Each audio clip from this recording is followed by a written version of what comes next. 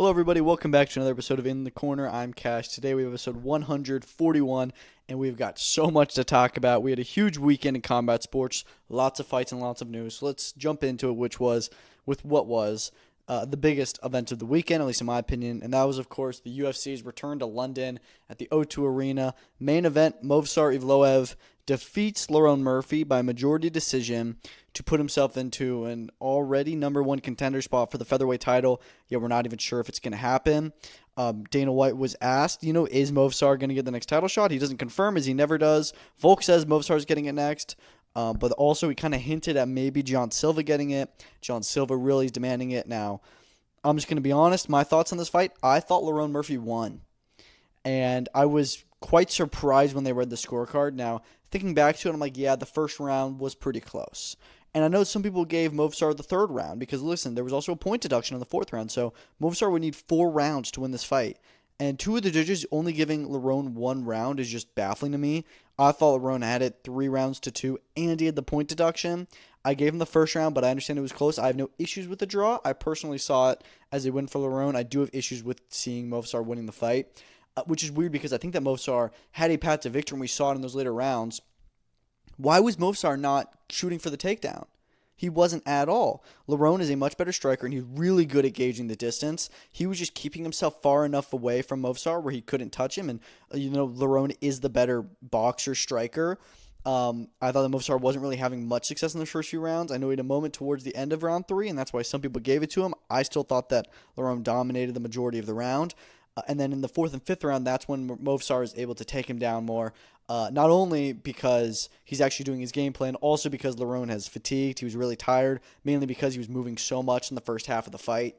And Movsar even had some success striking in the back half of the fight. Now, the bright side of this is that I thought it was a pretty fun fight to watch. I was really entertained. I was locked in. And, that's not what we can say for the majority of Movsar fights and even Lerone fights. And I was a little bit worried coming into this it would be a stinker, and I didn't think it was that at all. I thought that this was a pretty entertaining fight because you knew what the stakes were. And, as much as I do think Lerone deserved the decision, and I feel really bad for him, and I was surprised, Movsar should be getting the title shot next. It's very simple. I don't see any world why John Silva deserves it more. He's on a 1-fight win streak against Arnold Allen, which was a competitive fight. Movsar coming off of definitely competitive fights, but like a 10-fight win streak in the UFC? I mean, the only notable wins John Silva has are Arnold Allen, who Movsar has also beaten, and Bryce Mitchell, who is not necessarily a title contender kind of guy. Whereas you look at the resume of Movsar, he's beaten Lerone Murphy, Arnold Allen, Diego Lopez, who got 2 title shots, Aljamain Sterling. And the list goes on. So, I feel like Movsar should undoubtedly be getting the next title shot against Alexander Volkanovski. Volk wants it. I think the fans would be down for it. Like we saw, okay, Movsar can be in fun fights. Why not make it happen? Come on, man, let's do it. But that's my 2 cents on it. I think Movsar does deserve the next title shot. I didn't think he did enough to win the fight, but he did win the fight. And that's not going to change. In my opinion on that, doesn't matter. He's the number 1 contender. I think you do Movsar versus Volk later this year, and then also you do Lerone versus John Silva because Lerone lost, but it was a really, really competitive fight. So I don't think that he's far off from getting another title shot. I say you do Lerone versus John Silva, and that guy will get the next title shot. Because John versus either is a fresh matchup, and Lerone versus Volk, why not? And then Lerone versus Movsar too. If Movsar does beat Volk, that's a great fight. So yeah, that's what I think you do, and I really, really do not want to see John Silva get the next title shot. I will be so disappointed if the UFC snubs Movsar again. Moving on from that, co-main event, Luke Riley versus Michael Aswell Jr. Pretty fun fight to watch. Obviously, Luke Riley wins every round, but Aswell is competitive in there with him the entire time. It was a bit of a showcase fight, but I enjoyed it. And then you had Michael Venom Page returning in what was potentially the worst fight of the year. It was just so boring. And he's saying, obviously, he beat Sam Patterson. It's kind of hard to score because nothing really happened, but I did think MVP won. And MVP saying, my opponent didn't really want to fight. I don't know if that's entirely true. I think MVP didn't really want to fight either. He was not necessarily looking like he was showing up to have a good fight, and you can't really blame him. Why did the UFC give him this fight? I think that this is because he's been kind of vocal about some issues he's had with the UFC, and then he walks out to They Don't Care About Us by Michael Jackson. And supposedly Dana White left his seat after that fight and didn't come back until halfway through the main event. So some people think that maybe he went to go have a word with MVP. I don't know. I doubt that. I think Dana was just doing something else. But Yeah, I definitely think MVP is maybe the leader of this, questioning the UFC and their stuff. He supposedly has one fight left on his contract, and if he is to resign, he says he wants to have a very a clear talk about with the UFC about his plans to want to fight for a title, move towards one, because this was a waste of time for him. He's a welterweight contender, comes into the UFC, fights Kevin Holland, gets a ranked fight with Ian Gary, loses that one, which is okay, and then he goes up to middleweight, does a side quest with Shara Bullet. They keep him there to fight Jared Cannonier, goes back down to 170. They don't even give him a ranked guy. They give him Sam Patterson, a very obscure opponent. He beats him. Not exciting. I don't know. I want to see MVP get into bigger fights, but I also want to see MVP actually try and, have more fun in there, because I feel like a lot of his fights have been stinkers. They've all gone the distance in the UFC when we know this guy's producing some pretty emphatic knockouts, and his style can be very exciting, but that's just not the fighter we're seeing right now. But overall, I do feel bad for him, and I do think that there was some intent behind that song choice. Also on the card, Iwo Baraniewski knocks out Austin Lane in the first 20 seconds of the fight. That guy's an absolute killer. I love him. He had the fight of the year for me last year with Ibo Aslan. It lasted about 2.5 minutes. This one even shorter. I hope he gets a big fight next. I think it's just his second or third fight in the promotion, but really, really fun guy. Christian Leroy Duncan edges out. Actually, not edges, but gets a unanimous decision win over Roman Dolidze. I gave Dolidze the third round. I mean, anytime he would get kind of rocked by CLD, he would just go down and try and get CLD to follow him. It was, again, another pretty poor fight to watch, but I didn't think CLD did enough to win, and he will get a ranking after that. And Dolidze now on a 2-fight skid. Danny Silva pulls off the upset, stopping Curtis Campbell in the second round. I thought it was very competitive until then, but then Silva just catches him and takes the UFC debutant on a big stage and just ends his run right there. Fight of the year before that was Mason Jones, Axel Sola. Holy crap. That was just pure chaos for 15 minutes. Starts off really strong for Axel Sola, and then Mason Jones weathers him down in the last two, and it ends with him just throwing knees. Dude, what a fight. That was an amazing fight. Of course, they got fight of the night bonus. 2 Warriors. I love that. Definitely the highlight of the card. Nathaniel Wood getting a decision win over Lucien Keita. That was a disappointing fight for sure. Mario Pinto beats Felipe Franco. Another disappointing heavyweight slop. Win for Montez contra Tavicius. Not exciting. Brando Pericic finishing Louis Sutherland in the first round. That was pretty cool. Abdul Karim Al-Sawadi. He dominates Shamrock, who is, a guy who comes into the UFC and had some hype behind him and a big talker, and I think he's 0-2 now, so he may be getting cut. And then you open up the night with Chanel Dyer scoring a second-round finish over Ravena Oliveira. So she was a debutante, had a lot of success, looked really, really good. Now, you did also have Luana Carolina coming in 8 pounds overweight for the opener with Melissa Mullen, so that fight didn't happen. 8 pounds is an egregious weight cut. She's surely to get cut, and this was a bantamweight fight, so she may just be too big to fight in the UFC at all. They don't have a featherweight division. Maybe she goes to PFL and fights there. I don't know. I don't really care. But, yeah, overall, not the best card. UFC for the last 2 years now, at least, has had kind of very average events for London when it used to be, always these banger events. And so I do kind of feel for the London crowd. They're a huge part of the UFC fan demographic, and they only get one event a year for the whole country. And, they try to make them good events, but they just always end up being stinkers. I'm not sure why that is. But moving on into the world of boxing, we got some stuff to talk about. Carlos Adames, he dominates Amma Williams on the scorecards. Look, we all expected that to happen. If you had Amma Williams winning this fight, I don't know what you were on. Now, Amma did have some success here and there. I gave him in the fight round 4, and I also gave him round 9. Those were the only 2 rounds I did give to him. Adames gets a point deducted later on. Amma dropped in the second round. I'm really surprised. The kid has so much heart. He got up from that when it seemed like it was all over and just kept on coming the whole fight. Didn't allow himself to get stopped, but Adames just showed he was levels above Ammo. Levels above. I know some people had Ammo winning a couple of early rounds, like the first and the third. I didn't really see that. I thought that it was close, but in the end, I was very impressed with Adames. He is the guy at 160 right now. Janibek is better than him, but Janibek is suspended from PEDs. Now, Adames did say he is likely to move up to 168 pounds. Says he could also go to 154, but it sounds like he does want to go to 168. There's a lot of better matchups for him there. 160, they just don't have a lot of stars right now. And, Adames, right, when it feels like, he's becoming a star, he's going to 168. But it's also because you look at the unifications there. He's not going to fight Arislandi Lara because they train together. And I didn't know that. But they have also said they refuse to fight each other. They'll never fight each other. So if you want to go and be undisputed, he's got a lot of good fights at 168. I mean, Lester Martinez we'll talk about in a second. Obviously, the Canelo sweepstakes and Billy, the Hamza Shiraz rematch. So many good fights for him at 168. Ammo, he'll bounce back. I love what he said afterwards. He's like, all right, I'm just going to keep on trying. I'm going to come back and try and win a title again. I think it's possible he could win a title. It's just that what we've learned with Ammo is that he's a really good fighter. He's not a great fighter. And I don't know if he'll ever be able to match the likes of Hamza Shiraz or Carlos Adames in the world level. But yeah, I mean, it was a one-sided fight, but it was a really exciting one. I enjoyed it. Also in the card, Omari Jones in the co-main event dominated Christian Gomez. I mean, he won every single round. Went 8 rounds for the first time, but it's the second time in a row he's gone the distance. Before that, it was all knockouts, and it is a little bit now like, all right, why are you not, going through the gears more and really trying to get a big win and, and score a knockout and impress us? And he said it was his best performance yet. I think a lot of people would disagree. Just because, he didn't show as much killer instinct as we would like to see. My man Corey Marksman had another really, really good win. He's been on a lot of the most valuable prospect shows. Here he is on the Matchroom card. Pretty much dominates of fellow undefeated Jacob Gomez. He had, I think, like 98-92. Really, really good win, and he just keeps on going, man. Like he's been the underdog multiple times, and he comes out on top every single time. I love watching him fight.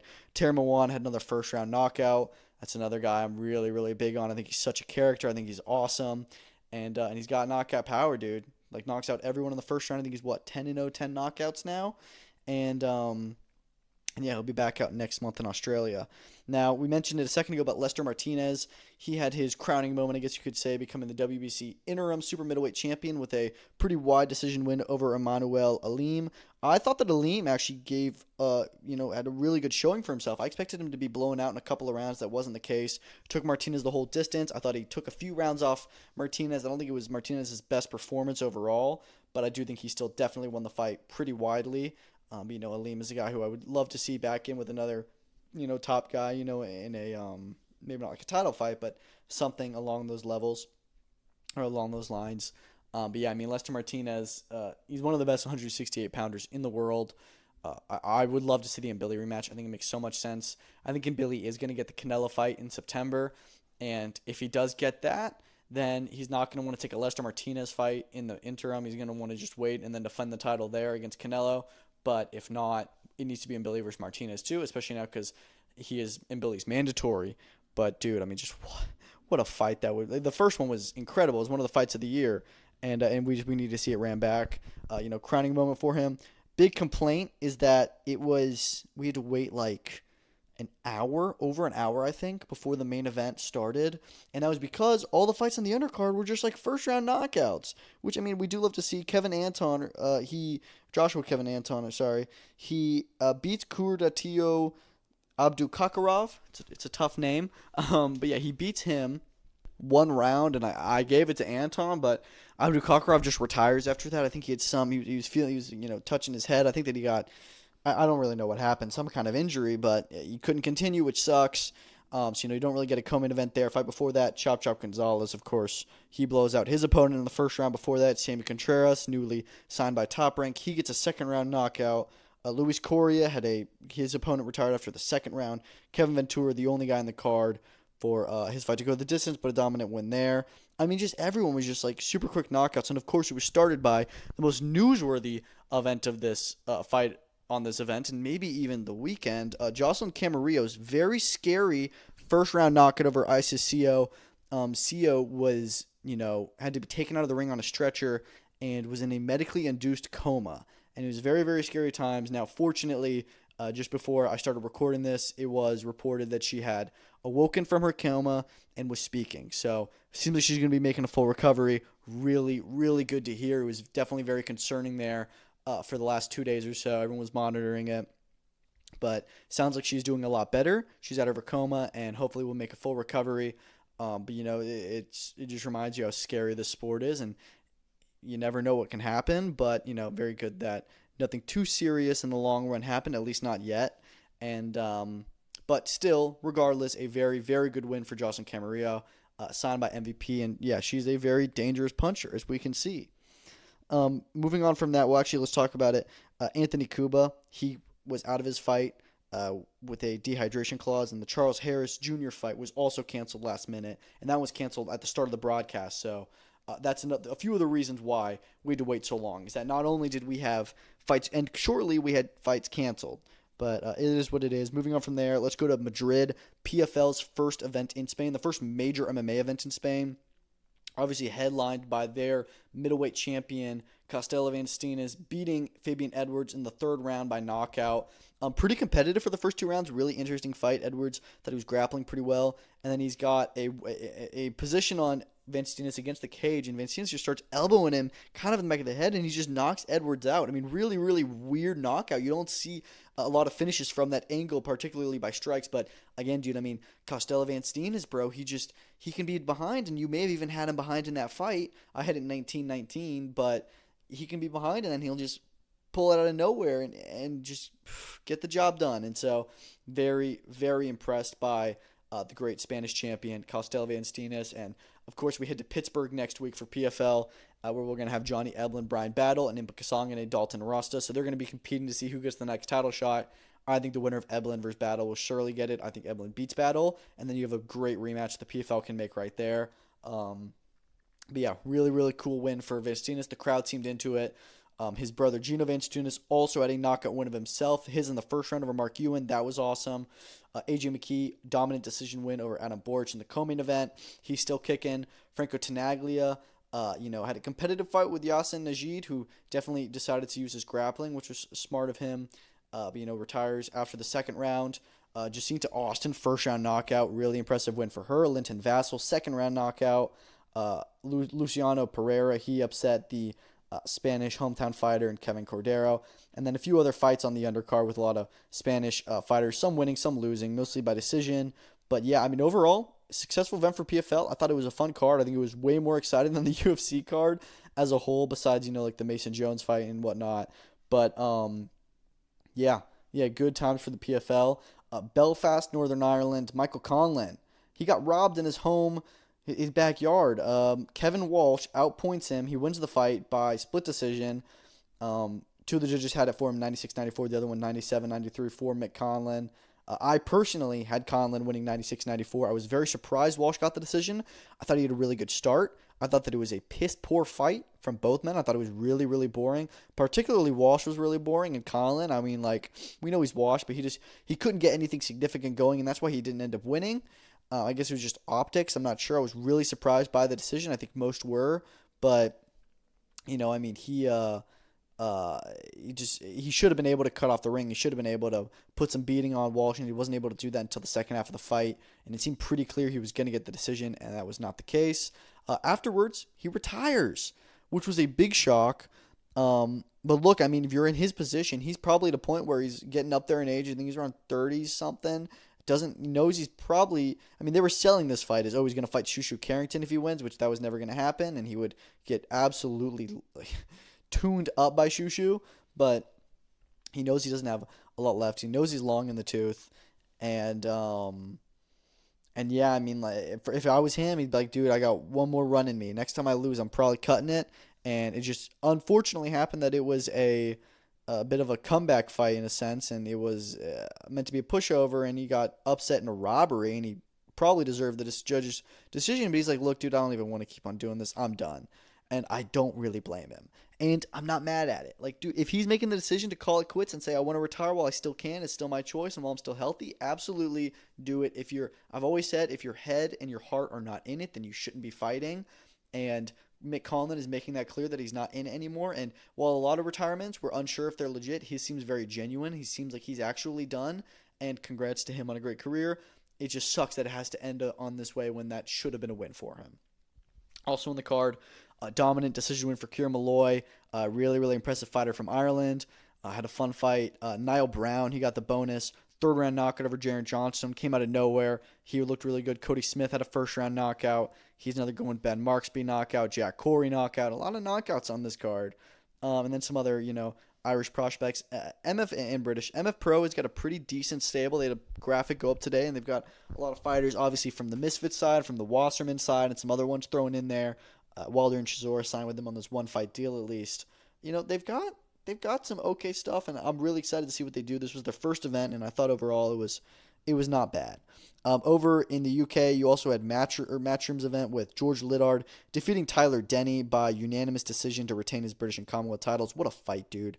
I mean, British title fights just always deliver. They always do, and I thought this was a really good performance by both men. I thought Liddard had a great opening and a great closing, but Denny was really successful in the middle half, and I thought that he was able to. It took a few rounds to weather the storm from Liddard, who seemed like he was going to knock him out, and then Denny, starts to just putting his punches together. He's starting to feel him out, outbox him, and it's like, dude, this may be because we'll talk about it. The undercard, a lot of challenging fights for Matchroom prospects, and this seemed like he was like, dude, is Denny kind of gaining on him here? Maybe this was one step too far, but nope, Liddard still gets the win. I thought he deserved the win, but Tyler Denny still definitely impressed me. It was a hell of a fight to watch. Excited to see both men come back. Co-main event, Giorgio Visioli dominated Levi Giles. No notes. The only one is maybe he could have pushed for the knockout. We know he has the power. He didn't drop Giles in the 5th round of the fight, but you know what? I thought that Visioli looked really, really good. They're talking about wanting to have him fight Kermel Moten on the undercard of May vs. Pac 2. I know Emmanuel Pacquiao Jr. wants to fight Moten then, and I don't know which one I'd rather. I'd rather see Visioli fight Moten just because, that's a much better fight, but I'll take what I can get. Really good performance by him.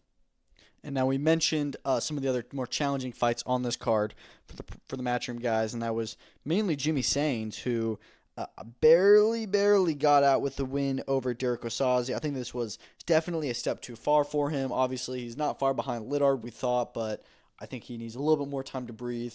I had to draw. I thought that is a pretty easy fight to score overall. First half goes to Osaze. Second half goes to Sains, with some rounds here and there switching, but 95-95 for me. 97-93, Sains is crazy. If I had to give it to anyone, it would be Osaze. I thought that Sains just didn't really have great defense, and Osaze was just giving him a lot of pressure in the first half of the fight, and Sains didn't really know what to do with it. So I do feel bad for Osaze. I thought that he was a little bit hard done by those scorecards, but it is what it is. I mean, we knew that if he was going to have to win this fight, he'd have to stop him probably. Now, the fight before that was a brilliant fight. All the fights on this card were good, but particularly Lely Buttigieg versus Jake Goodwin. This was an English title eliminator. Super fun to watch. Goodwin wins the majority of the fight. He's leading heading into the 9th round. He had a knockdown over Buttigieg. Actually, no, it wasn't a knockdown. Excuse me. It was a point deduction. There's, in fact, 2 point deductions over Buttigieg for the mouth guard. I don't know why it kept on coming out. And so 2 point deductions, and he's losing like 5 rounds to 3 at this point. He needs a knockout. And then in the 9th round, and remember, this was his 12th fight. Only 3 knockouts before that. And he gets it over Jake Goodwin. A brilliant KO. Just turns his lights out, and Goodwin can't get up. So impressed by Lely. Now he does run around the ring celebrating. The corner had some issues with that. A lot of people were kind of upset about it. I get it, bro. Like, you're losing in the fight. He's saying in the corner, "I'm sorry, I'm embarrassing you," to his coach. And then you get an emphatic knockout like that to keep your undefeated record and shock the world. I mean, of course you're going to be insanely filled with adrenaline. I don't think he really understood the severity of what was happening with Goodwin, but Goodwin seems fully okay now. But yeah, what a comeback, what a knockout for Lely Buttigieg, and it seemed again there like we're about to watch another undefeated prospect, just be pushed a little bit too far too fast, and nope, he still finds a way to get the win. Brilliant win for him. Undercard, Connor Mitchell, decision win in his second pro outing. Adam Maka continues his undefeated streak. He's 5-0, 5 knockouts. This is his first 6-rounder, and really fun fighter to watch. Very exciting. Taylor Bevan, another guy I think is a 100% knockout rate. Second round knockout. I feel like he really needs to be stepped up. He was an 8-rounder and didn't make it past the second. So I would like to see him fighting a guy with a real winning record and decent guy. Someone close to the level of Jake Goodwin even. Although he may be a little bit too tough. I don't know. But yeah, I definitely want to see Taylor Bevan up to 10 rounds in the next fight or two. And then the pro debut of Louis Ward, who looked decent as well. Over in Orlando, you had BKFC 87, main event, Kai Stewart beating Nico Gaffi. I thought that he did enough to win. I had it 48-47. It was a really close competitive fight, which you don't often see with Kai Stewart, but I enjoyed it. I thought it was a really good effort from Gaffi, but, Kai does edge it. He then has both Brian Duran, who had a brilliant first-round knockout, like 10 seconds into his fight over Derek Perez. He gets in the ring, as does Edgar Plazaola, I think it said. And they both are, demanding their title shot. We'll see. Either they fight each other or one of them fights Kai. I don't really care. But yeah, he's got some contenders coming up for him. He's the number 2 pound for pound guy in bare knuckle. Really, really good champion. They have undefeated. Speaking of undefeated, Leonardo Perdomo, another first round knockout over Rashad Colter. Just so easy for him. And, he calls for his title shot. Andre Arlovsky's there. It seems like that's what's going to be next. Arlovsky was pretty funny.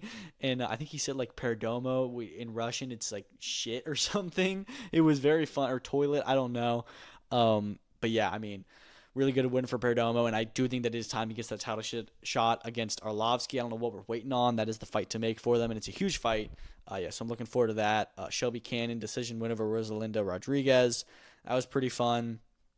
Sabahu Masi, who had Dustin Poirier in his corner, was winning his fight until he hit a spinning back fist on Leo Carrera and then loses that fight by disqualification.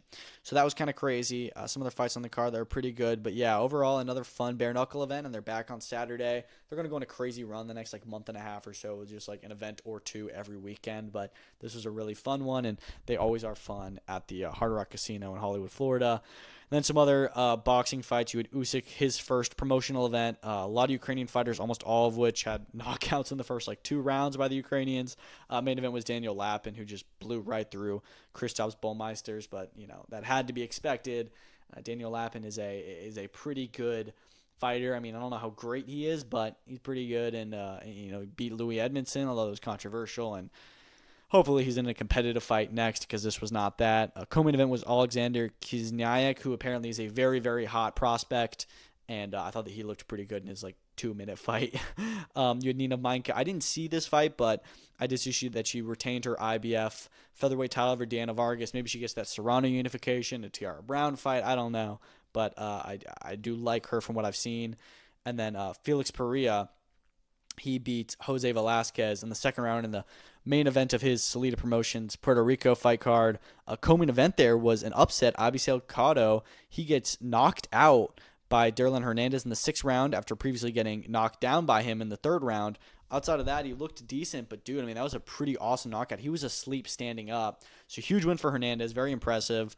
That was a really fun card. A lot of knockouts on it. Some good performances from guys like Garrett Rice and Kyria Tapia as well. But yeah, enjoyed the whole weekend of fights. There was a lot of stuff going on, but we watched all of it and had a great time with it. And so now that we've gotten through that, let's talk about some news, and we've got plenty more to talk about. And let's start with the news that Golden Boy is reportedly signing an extension with DAZN, and that Oscar De La Hoya has a big announcement tomorrow, and the expectation is that he's going to announce that, yes, Golden Boy is re-signed with DAZN. Maybe this is better for getting that Boots Virgil fight going. Floyd Schofield is set to defend his title, or not defend, but challenge for the vacant title against Lucas Body soon. That was initially being talked about for April. I'm not sure about that anymore, but that would be a DAZN fight. Benavidez Zerto coming up will be on DAZN and Prime Video. And, I'm hopeful that, and they say that fights like that, the deal will allow Golden Boy fighters to fight on other platforms when necessary. And then, of course, you have Rick Meridian, who deactivated his X account after this news came out because he's like, damn, they got me. He's in a big battle with Oscar De La Hoya, but this is good news for boxing. And, I thought when Top Rank signed with DAZN that maybe they were taking Golden Boy's spot, and that DAZN would be like, well, we have Top Rank, we don't want Golden Boy, we can't afford everyone. But no, they're going to pay for everyone, it seems. And I hope that it is true that they have re-signed with them, as all reports say. And, yeah, we're going to get some big, big fights on DAZN over the next little bit, and starting with the news that apparently Xander Zayas and Boots Ennis are very, very close to a fight agreement, that the talks are rapidly advancing. Both Xander Zayas posted that he's starting camp. Boots had a little, funny Twitter post he had.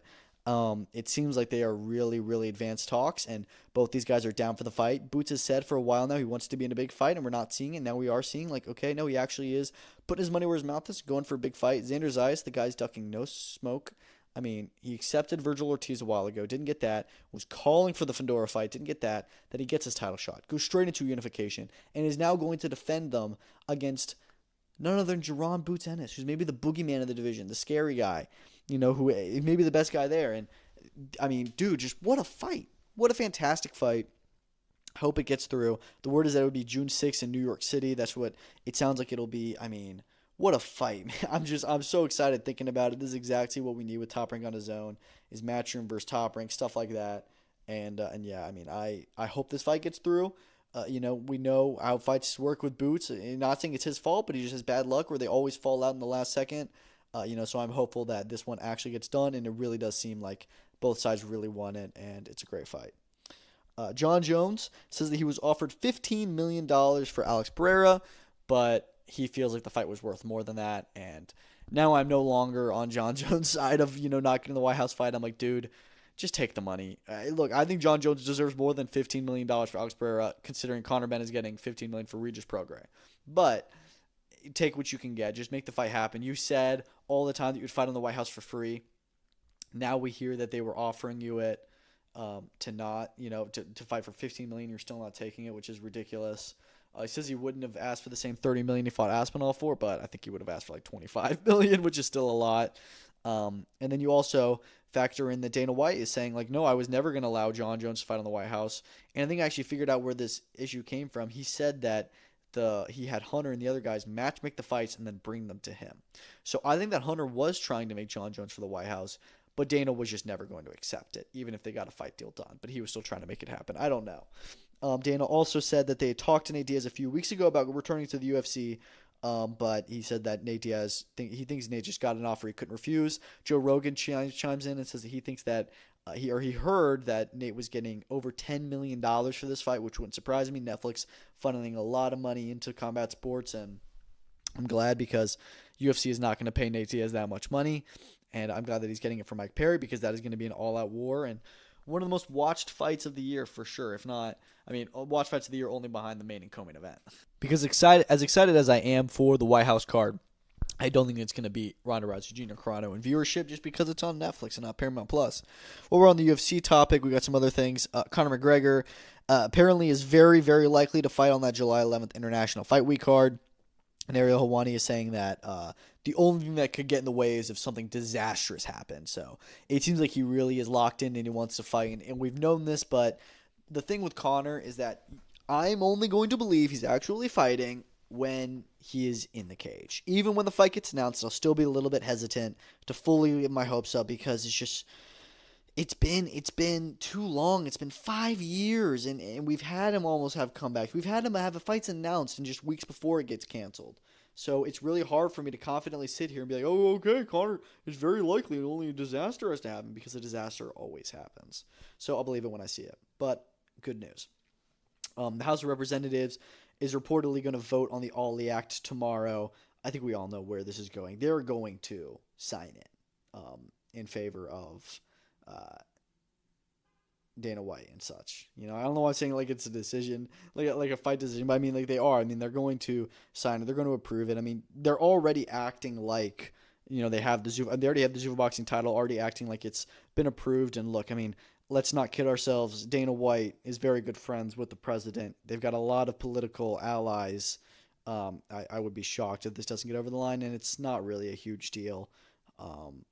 Politically wise, there's a lot of other stuff going on in the world that I don't think that, protecting fighters is really the front of their minds. But it is what it is, dude. I don't know. I mean, I'm already prepared for what Dana White could do to boxing, so we're just going to have to see how the next few years play out, but I expect that they will pass the bill. Jai Bataille has officially been stripped of the IBF title. We expect it as such, and I really just feel for him. I mean, but look, the sanctioning bodies made it very clear that they will not work with the Zuffa boxing title, and Jai had a decision to make, and he says, I want to be undisputed, and I mean, I don't really want to be dick, but like, it was a really, really stupid decision to sign with Zuffa boxing. If your career goal is to become an undisputed champion, why would you sign with the only organization that is opposed to making that and that nobody else will work with? You're now even farther from that happening because you don't even have your actual world title. Like, it was such a bad decision for his career, and I don't know if it was the money or the idea of the UFC is such a major corporation that those guys surely know how to platform me and not really understanding that their interests completely disalign with your interests. But, yeah, I mean, you made the bed, you lie in it. So, I hope that Jai Bataille does get to have an undisputed fight someday, but looks like he's farther now than he's ever been. And doesn't have anybody to thank but himself. Turki Al-Sheikh is apparently set to visit AJ next week, to make a decision on his return. Yeah, we've heard this. We've heard that AJ is getting close towards, getting back into fighting camp. He's in Ukraine. He's training with Usyk. He was at the fight there this weekend, and he's looking to get back into the swing of things and get another fight camp rolling, and we're excited. Brendan Allen versus Edmund Shabazian has been booked for UFC Apex card on June 6th. Really, really weird fight for Brendan Allen. I mean, he's coming off a win over RDR. I think he's number 6 in the division. Says that DDP was ducking him, and it seemed like DDP versus Allen was kind of the fight to make in that sense.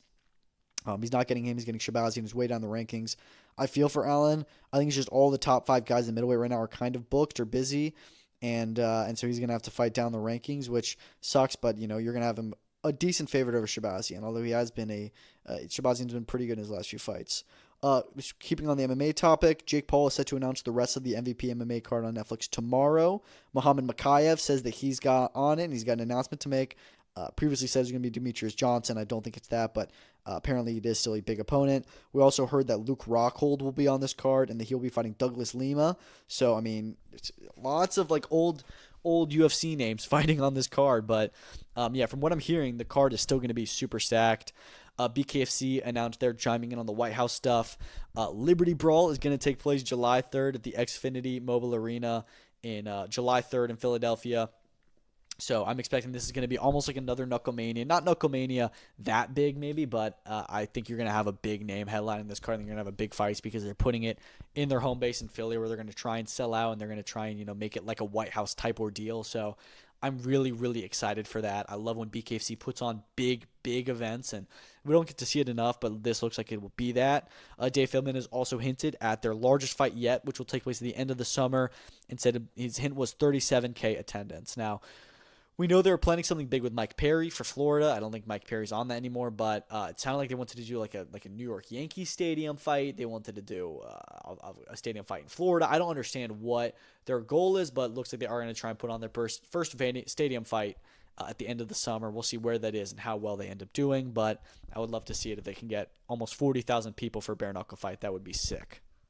It was also confirmed that Ben Whitaker will be returning to the ring on April 18th as the co-main event to Callum Smith, David Morrell. Now, what's notable about this is that no opponent has been announced yet, so I think it's safe to say that he'll probably be in like a BS fight, like an 8-rounder against a guy he's probably just going to knock out, which is not ideal, not very exciting. They were meant to have him in a big fight. They wanted him to be a co-main event to the Boots Ortiz fight. That doesn't happen. So they're going to keep him active, and then they say that they're going to try and get him another fight just a few weeks later in the U.S., and that's when he'll make his American debut. And I think they're both going to be kind of tune-up fights, both 8 rounds, maybe 10, but, not really the biggest events overall that you can make for somebody like Ben Whitaker, but hopefully it's a decent enough challenge for him. BSD, Benoit Saint Denis, says that he turned down Michael Chandler at the White House because he wants to move up the rankings, and I got to say, I really, really respect that because he says, I don't really care about the White House. I don't care about fighting a big-name opponent. I want to get towards the title. And BSD deserves to be fighting somebody like Max Holloway, Charles Oliveira.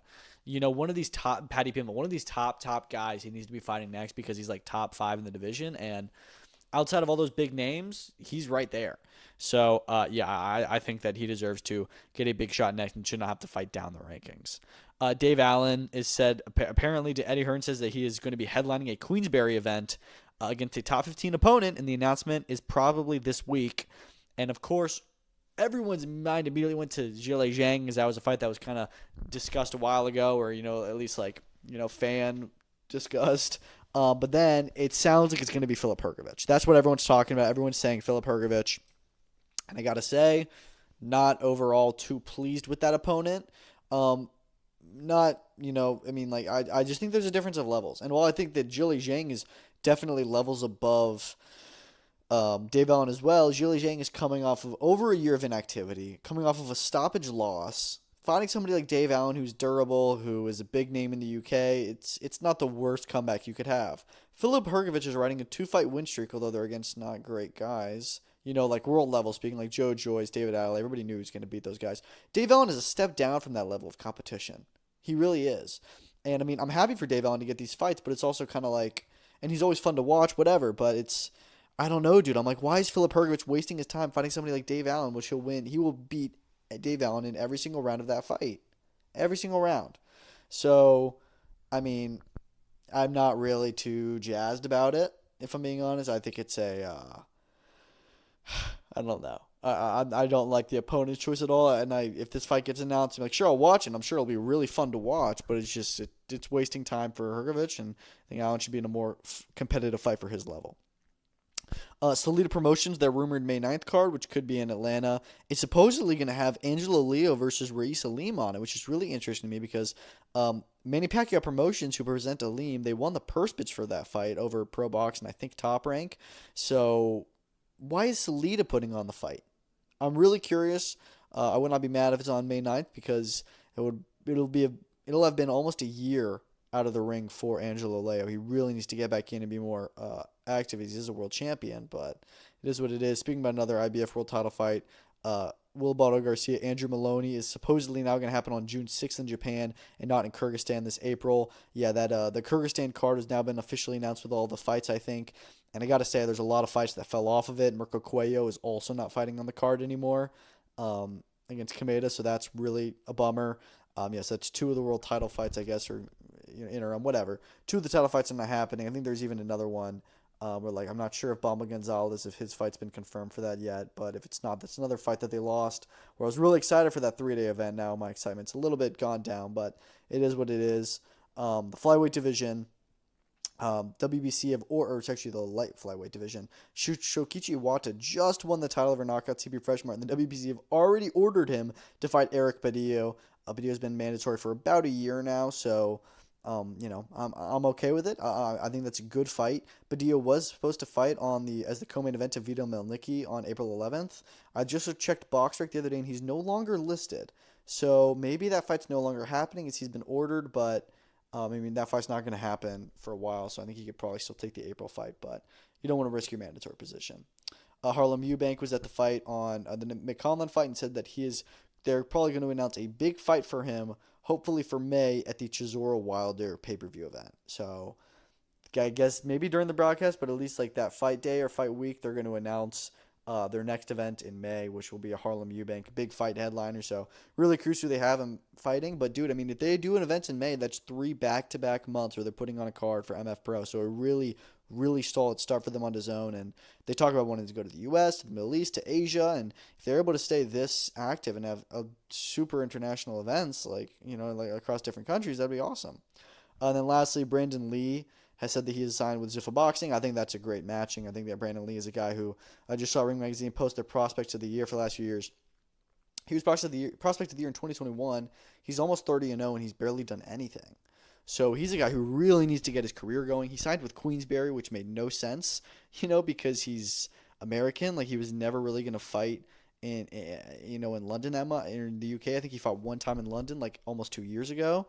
And since then, I think he's had one fight since then. He's just been so inactive, not getting big opportunities. So he seems like a guy who's been hard done by the traditional boxing system, and he's going to go to Zuffa where he'll probably have a lot of success and be a fun fighter. And then lastly, Brandon Adams, Keeman Jarko, that has been announced as a pay-per-view now, and it'll be a $30 pay-per-view. So very similar to, the Badu Jack Noah McKellian fight. Remember, that was $30. Then you look at stuff like Danny Garcia's last fight and the Subriel Matias Dalton Smith one. Those ones were both $60 pay-per-views, or $55 or whatever, or $50, I don't know. But it sucks that all of these, fights that are world title level fights or big-ish fights, they don't end up getting to be on major platforms like DAZN, so they have to resort to going to pay-per-view. And Adams versus Jarko is not a pay-per-view fight, especially when you look at that undercard. Sure, they have a few okay prospects, but there's not even another 10-round fight on that card. It's just all prospects. So not at all a pay-per-view fight. It's definitely going to be a fight that a lot of people are probably not going to end up paying for. We'll find other ways of watching. But yeah, so I don't know, man. I'm not surprised it's pay-per-view, but it definitely is disappointing. But that's all I've got for today. Thank you all so much for listening. Going to do another episode on Friday, reacting to whatever crazy news happens this week, as I'm sure there will be something. And then a big weekend coming up next weekend. Moses Talma's back. Sebastian Fedor, Keith Thurman's finally happening. UFC in Seattle with Israel Adesanya and Joe Pyfer and a whole lot more. But thank you all for listening, and peace out.